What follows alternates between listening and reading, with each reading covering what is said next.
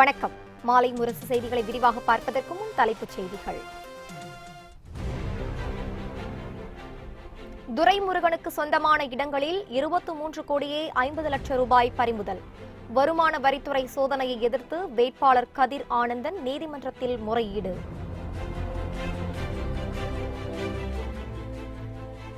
வேலூரில் தேர்தலை ரத்து செய்வது குறித்து தலைமை தேர்தல் ஆணையம்தான் முடிவு செய்ய வேண்டும். தமிழக தேர்தல் அதிகாரி சத்யபிரதா சாஹூ பேட்டி.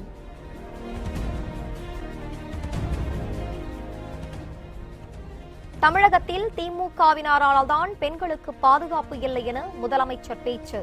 தோல்வி பயத்தில் ஸ்டாலின் தரம் தாழ்ந்து பேசுவதாகவும் விமர்சனம்.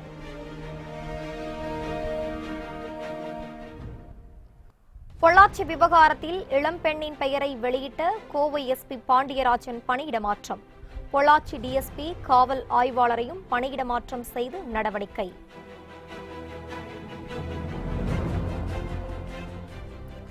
திருவாரூர் தியாகராஜ சுவாமி கோவில் பங்குனி திருவிழா ஆழி தேரோட்டம். பல்லாயிரக்கணக்கான பக்தர்கள் வடம் பிடித்து தேரிழுத்து வழிபாடு.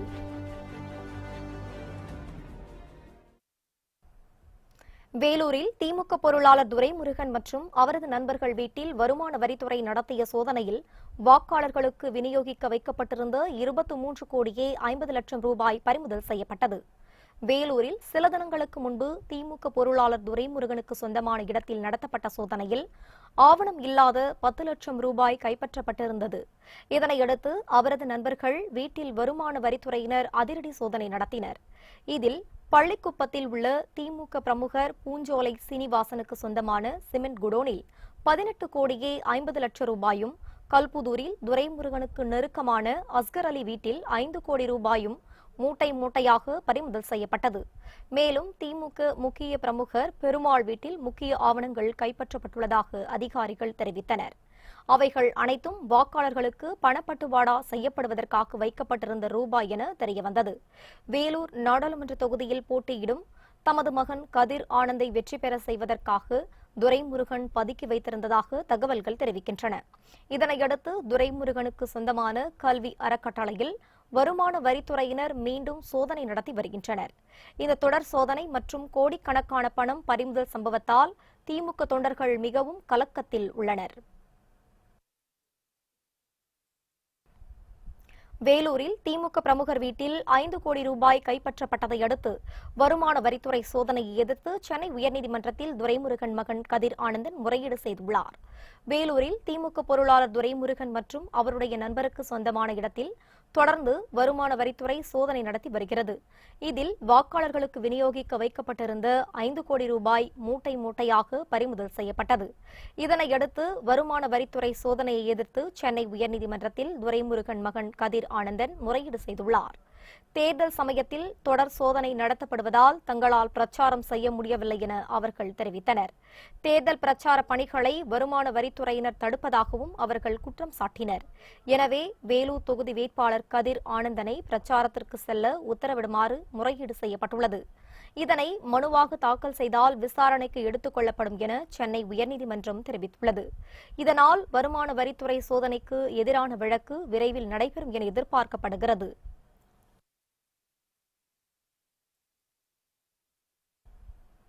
வேலூரில் தேர்தல் ரத்து செய்யப்படுமா என்பதை தேர்தல் ஆணையம்தான் முடிவு செய்ய வேண்டும் என சத்யபிரதா சாஹூ தெரிவித்துள்ளார். வேலூர் நாடாளுமன்ற தொகுதியில் திமுக சார்பில் அக்கட்சியின் பொருளாளர் துரைமுருகன் மகன் கதிர் ஆனந்த் போட்டியிடுகிறார். துரைமுருகன் வீடு மற்றும் அவரது நண்பர் வீடுகளில் வருமான வரித்துறையினர் திடீர் சோதனை நடத்தியதில் கணக்கில் வராத பணம் கைப்பற்றப்பட்டது. இன்று காலை துரைமுருகனுக்கு சொந்தமான சிமெண்ட் கிடங்கில் நடத்தப்பட்ட சோதனையில் கோணிப்பைகளில் கட்டுக்கட்டாக பணம் கைப்பற்றப்பட்டது. இதன் மதிப்பு 5 கோடி ரூபாய் இருக்கும் என வருமான வரித்துறையினர் தெரிவித்தனர். இந்நிலையில் வேலூர் தொகுதியில் பணம் கைப்பற்றப்பட்டதால் அத்தொகுதிக்கு தேர்தல் ரத்தாகுமா என்பது குறித்து தமிழக தேர்தல் அதிகாரி சத்யபிரதா சாஹூ தெரிவித்தார். அவர் கூறுகையில் அனைத்து தகவல்களும் இந்திய தேர்தல் ஆணையத்திற்கு அனுப்பி வைக்கப்படும் என்றும் குற்றம் நிரூபிக்கப்பட்டால் தேர்தல் ரத்து செய்வது குறித்து தேர்தல் ஆணையமே முடிவெடுக்கும் என தெரிவித்தார்.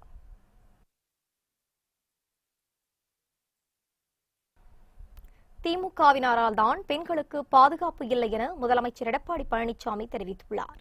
திருச்சி மக்களவைத் தொகுதி தேமுதிக வேட்பாளர் இளங்கோவனை ஆதரித்து துவாக்குடி, காந்தி சந்தை, சோமரசம்பேட்டை, ஜிஆர்புரம், திருவரங்கம் ஆகிய பகுதிகளில் முதலமைச்சர் எடப்பாடி பழனிசாமி பிரச்சாரம் மேற்கொண்டார். துவாக்குடியில் பேசிய முதலமைச்சர், திமுகவினர் அழகு நிலையத்திலும் பிரியாணி கடையிலும் சண்டை போடுவதாகவும் முதலமைச்சர் தெரிவித்தார்.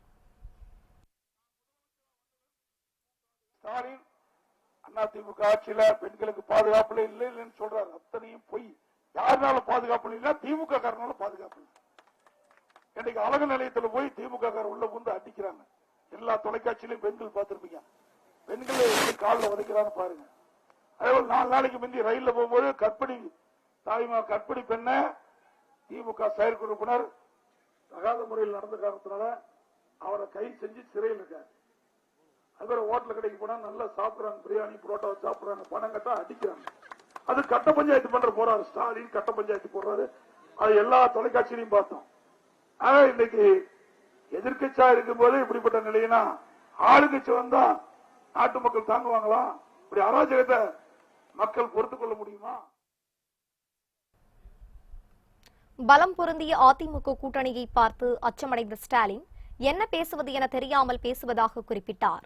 ஜெயலலிதாவை பற்றி பேச ஸ்டாலினுக்கு என்ன தகுதி உள்ளது எனவும் பழனிசாமி வினா எழுப்பினார். கோடநாடு விவகாரம் குறித்து திமுக தலைவர் ஸ்டாலின் பேசுவதற்கு தடை கோரி அதிமுக தாக்கல் செய்த மனுவை சென்னை உயர்நீதிமன்றம் தள்ளுபடி செய்தது. திருச்சியில் கடந்த 22ஆம் தேதி திமுக தேர்தல் பிரச்சார பொதுக்கூட்டம் நடைபெற்றது. இதில் பங்கேற்ற திமுக தலைவர் மு க ஸ்டாலின் கோடநாடு விவகாரத்தில் முதலமைச்சர் எடப்பாடி பழனிசாமியை தொடர்புபடுத்தி பேசியிருந்தார். ஸ்டாலின் பேச்சுக்கு தடை விதிக்க கோரி அதிமுக செய்தி தொடர்பாளர் பாபு முருகவேல் என்பவர் உயர்நீதிமன்றத்தில் மனு தாக்கல் செய்தார். வழக்கை விசாரித்த நீதிபதிகள் மு க ஸ்டாலினிடம் இதுகுறித்து தேர்தல் ஆணையம் விளக்கம் கேட்டுள்ளதால் அதிமுக தரப்பிலான கோரிக்கையை நிராகரித்து உத்தரவிட்டனர். அமைதியாக இருக்கும் சமுதாயத்தினர் மீது இந்து தீவிரவாதம் என காங்கிரஸ் பொய்யான குற்றச்சாட்டு கூறி வருவதாக பிரதமர் நரேந்திர மோடி தெரிவித்துள்ளார். மகாராஷ்டிர மாநிலம் வார்தாவில் தேர்தல் பொதுக்கூட்டத்தில் பிரதமர் நரேந்திர மோடி உரையாற்றினார். காங்கிரஸ் ஆட்சியில் சம்மோஜத்தா விரைவு ரயில் குண்டுவெடிப்பின் போது இந்து தீவிரவாதம் என்னும் பெயரை அப்போதைய உள்துறை அமைச்சர் சுஷில் குமார் ஷிண்டே பயன்படுத்தியதாக தெரிவித்தார். அமைதியான சமுதாயத்தின் மீது தீவிரவாத முத்திரை குத்திய காங்கிரஸ்காரர்கள் தேர்தல் காலத்தில் வாக்குகளுக்காக அவர்களை நாடி வருவதாக தெரிவித்தார். இந்துக்கள் சிறுபான்மையாக உள்ள வயநாடு தொகுதியை ராகுல் காந்தி தேர்ந்தெடுத்துள்ளதாக மோடி குற்றம் சாட்டினார். கோவை மாவட்டம் பொள்ளாச்சியில் நடந்த பாலியல் கொடூர சம்பவம் குறித்து புகார் அளித்த பெண்ணின் விவரத்தை வெளியிட்ட கோவை எஸ்பி பாண்டியராஜன் பணியிட மாற்றம் செய்யப்பட்டார்.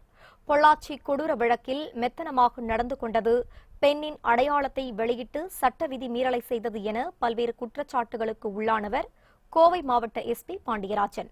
தற்போது கோவையில் 7 வயது சிறுமி பாலியல் பலாத்காரம் செய்து கொலை செய்யப்பட்ட சம்பவத்தில் 1 வாரத்துக்கு பிறகு குற்றவாளி அடையாளம் காணப்பட்டதற்கு பொதுமக்கள் இடையே கடும் அதிருப்தி நிலவியது. இந்நிலையில் பாண்டியராஜன் காத்திருப்பு பட்டியலில் வைக்கப்பட்டுள்ளதாகவும் புதிய எஸ்பியாக சுஜித்குமார் நியமனம் செய்யப்பட்டிருப்பதாகவும் தமிழக அரசின் உள்துறை செயலாளர் வெளியிட்டுள்ள செய்திக்குறிப்பில் தெரிவிக்கப்பட்டுள்ளது. இது மட்டுமல்லாது பொள்ளாச்சி பாலியல் வழக்கை விசாரித்து வரும் கோவை மாவட்ட டிஎஸ்பி மற்றும் பொள்ளாச்சி ஆய்வாளரும் பணியிட மாற்றம் செய்யப்பட்டுள்ளனர்.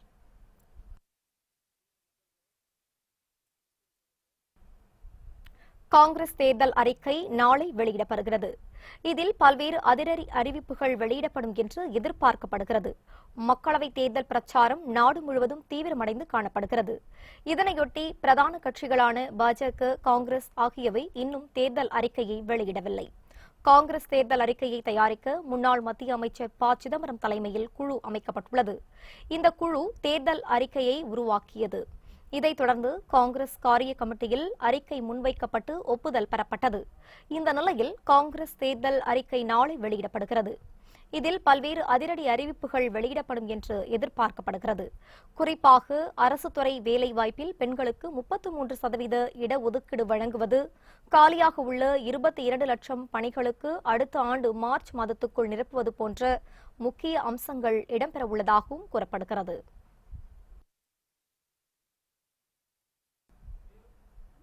பாலக்கோட் தாக்குதலில் ஆதாயம் தேடும் மோடி அரசு புல்வாமா தாக்குதலுக்கும் பொறுப்பேற்க வேண்டும் என தெலுங்கு தேசம் கட்சியின் செய்தி தொடர்பாளர் லங்கா தினகர் தெரிவித்துள்ளார். தெலுங்கு தேசம் கட்சியின் செய்தி தொடர்பாளர் லங்கா தினகர் விசாகப்பட்டினத்தில் செய்தியாளர்களை சந்தித்தார். அப்போது பேசிய அவர், கடந்த 2017ஆம் ஆண்டு மத்திய ஆயுதப்படை காவலர்களுக்கு குண்டு துளைக்காத பேருந்துகள் வழங்கும் திட்டத்தை தொடங்கி வைத்தார். ஆனால் மத்திய படை வீரர்கள் அந்த பேருந்துகள் இதுவரை கிடைக்கவில்லை என்றும் அவர்களுக்கு வழங்கப்பட்ட பேருந்துகள் எங்கே என்றும் அவர் கேள்வி எழுப்பினார். தொடர்ந்து பேசிய அவர், பாகிஸ்தான் பாலாகோட் பகுதியில் நடந்த வான் தாக்குதலை தேர்தல் ஆதாயத்துக்கு பயன்படுத்திய மோடி அரசு காஷ்மீர் புல்வாமா தாக்குதலுக்கும் பொறுப்பேற்க வேண்டும் என வலியுறுத்தினர். மேலும் புல்வாமா பயங்கரவாத தாக்குதலுக்கு மத்திய அரசின் அஜாக்கிரதையே காரணம் எனவும் பாதுகாப்பு படையினரின் பாதுகாப்பை உறுதி செய்ய மத்திய அரசு தவறிவிட்டது எனவும் லங்கா தினகர் குற்றம் சாட்டினார்.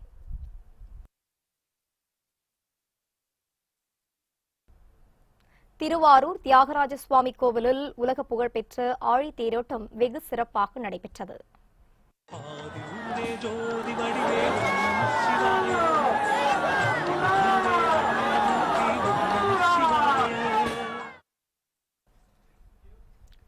திருவாரூர் தியாகராஜ சுவாமி கோவிலில் ஒவ்வொரு ஆண்டும் பங்குனி உத்திர பெருவிழா மிகவும் சிறப்புடன் நடைபெறும்.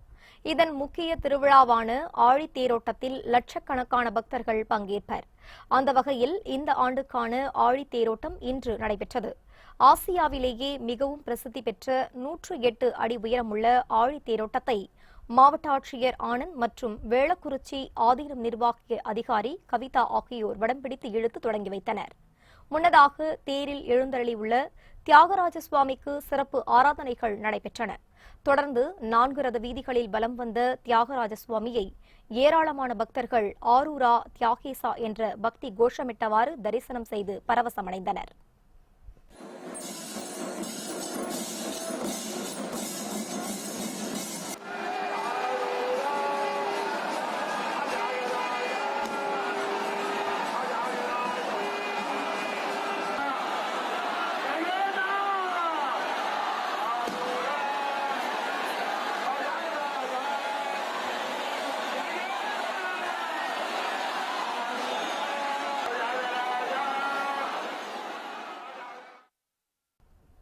ஆந்திர மாநிலம் ஸ்ரீஹரிகோட்டாவில் உள்ள சதீஷ் தவான் விண்வெளி ஆய்வு மையத்தில் இருந்து ஏவப்பட்ட PSLV C-45 ராக்கெட் வெற்றிகரமாக விண்ணில் பாய்ந்தது.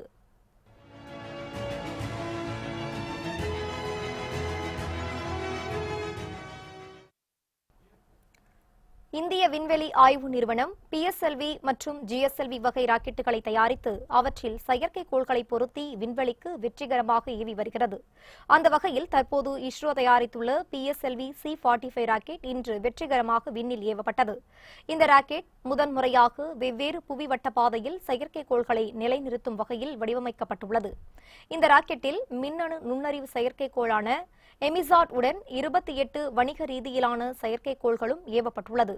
இந்த ஆண்டு ஏவப்படும் 2வது ராக்கெட் மற்றும் ஸ்ரீஹரிகோட்டாவிலிருந்து ஏவப்படும் 71வது ராக்கெட் என்ற பெருமையையும், PSLV SQL ரகத்தில் ஏவப்படும் முதல் ராக்கெட் என்ற பெருமையையும் இந்த ராக்கெட் பெறுகிறது.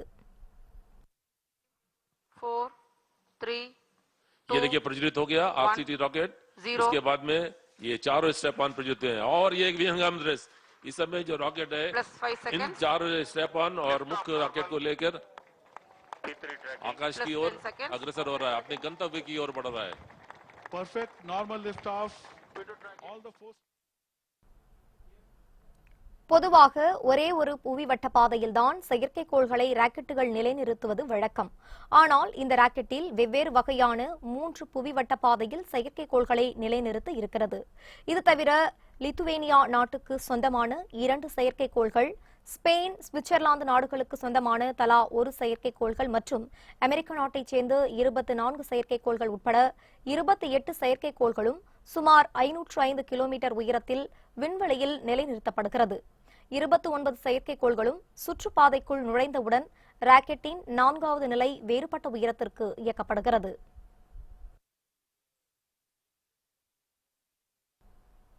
தமிழக நாடாளுமன்ற மக்களவைத் தேர்தலில் போட்டியிடும் வேட்பாளர்களின் விவரங்கள் குறித்த செய்தி தொகுப்பில் இன்று திருவள்ளூர், வடசென்னை, மத்திய சென்னை மற்றும் தென் சென்னை தொகுதி வேட்பாளர்களின் விவரங்களை இப்போது பார்ப்போம்.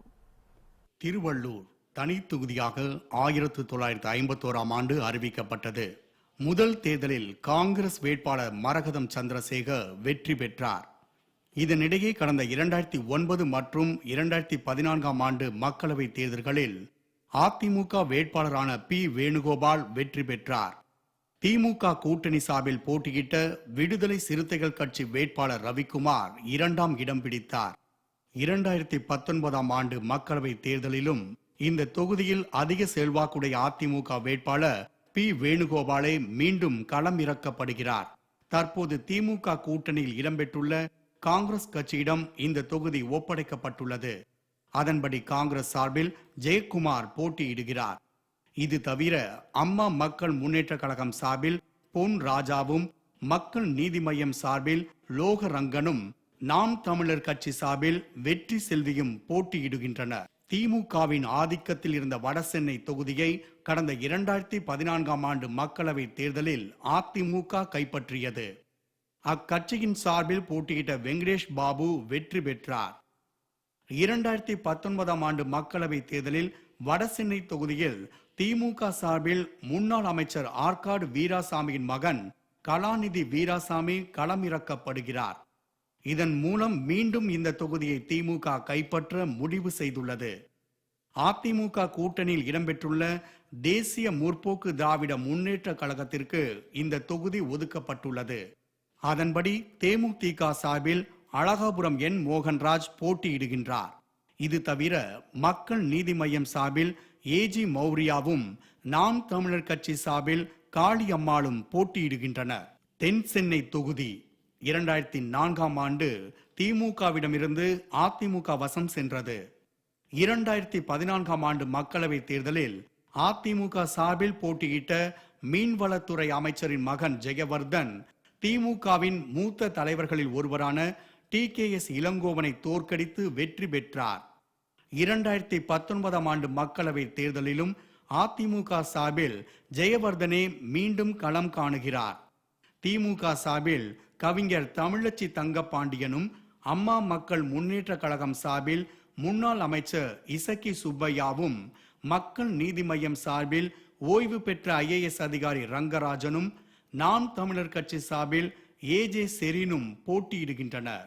திமுகவிடம் இருந்த மத்திய சென்னை தொகுதியை அதிமுக வேட்பாளர் SR விஜயகுமார் கடந்த 2014ஆம் ஆண்டு மக்களவை தேர்தலில் பறித்து கொண்டார்.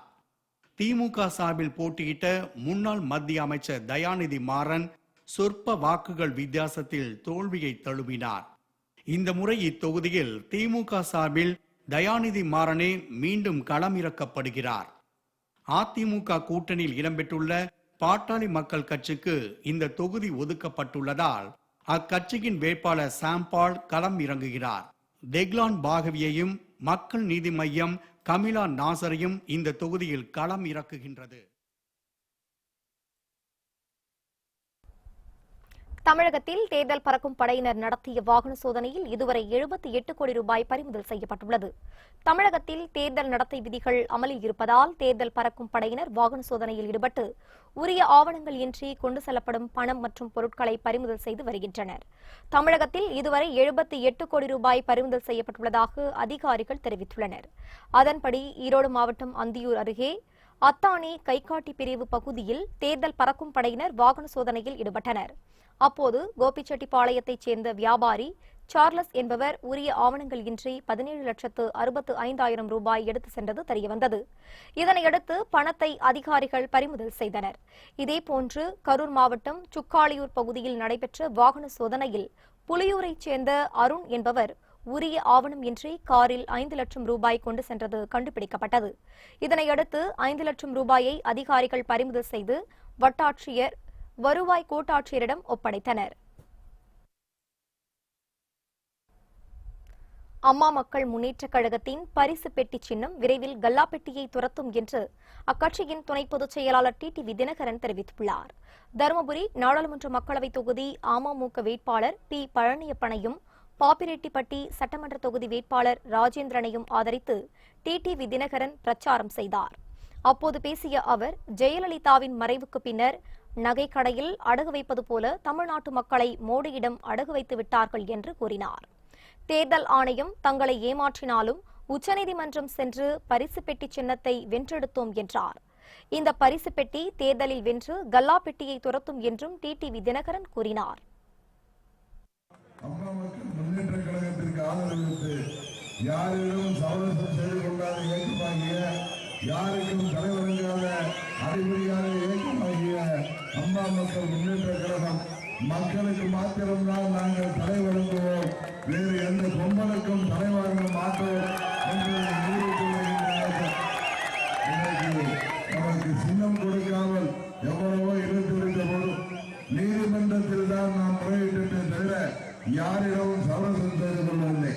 அருமை சகோதரர் பழனியப்பன் அவர்களை பரிசுப்பட்டி சின்னத்திலே வாக்களித்து இந்த துரோகிகளுக்கு முடிவு கட்ட.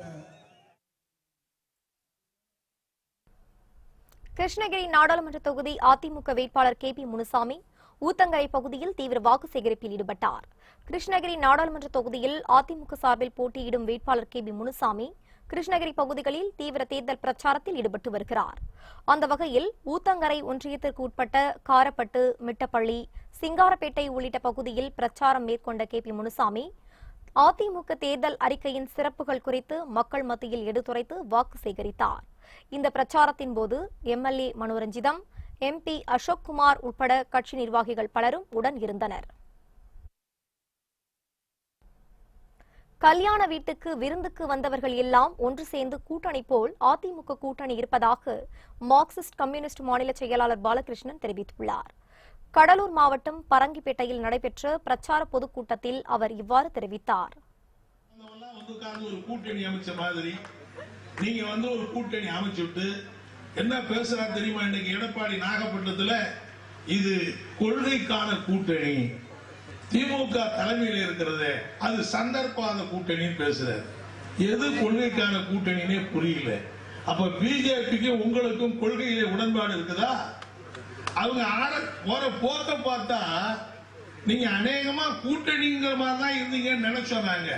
போற போக்க பார்த்தா பிஜேபியுடைய தமிழ் மாநில தலைவராக எடப்பாடி மாறினாலும் ஆச்சரியப்படுவதற்கில்லை என்கிற நிலைமைதானே இன்றைக்கு ஏற்பட்டுக் கொண்டிருக்கிறது.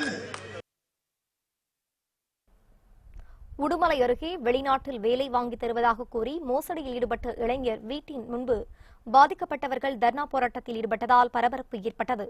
திருப்பூர் மாவட்டம் உடுமலை அடுத்த உடுக்கம்பாளையம் பகுதியைச் சேர்ந்த ஆறுமுகம் என்பவரது மகன் விநாயக்.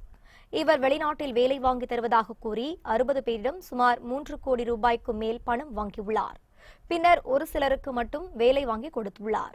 இதனால் ஆத்திரமடைந்த மற்றவர்கள் பணத்தை திருப்பி கேட்டு விநாயக் வீட்டின் முன்பு தர்ணா போராட்டத்தில் ஈடுபட்டனர். இதுகுறித்து தகவல் அறிந்து சம்பவ இடத்திற்கு விரைந்து வந்த போலீசார் தர்ணா போராட்டத்தில் ஈடுபட்டவர்களிடம் பேச்சுவார்த்தையில் ஈடுபட்டனர். இதைத் தொடர்ந்து தர்ணா போராட்டத்தில் ஈடுபட்டவர்கள் கலைந்து சென்றனர். இதனால் அந்த பகுதியில் சிறிது நேரம் பரபரப்பு ஏற்பட்டது.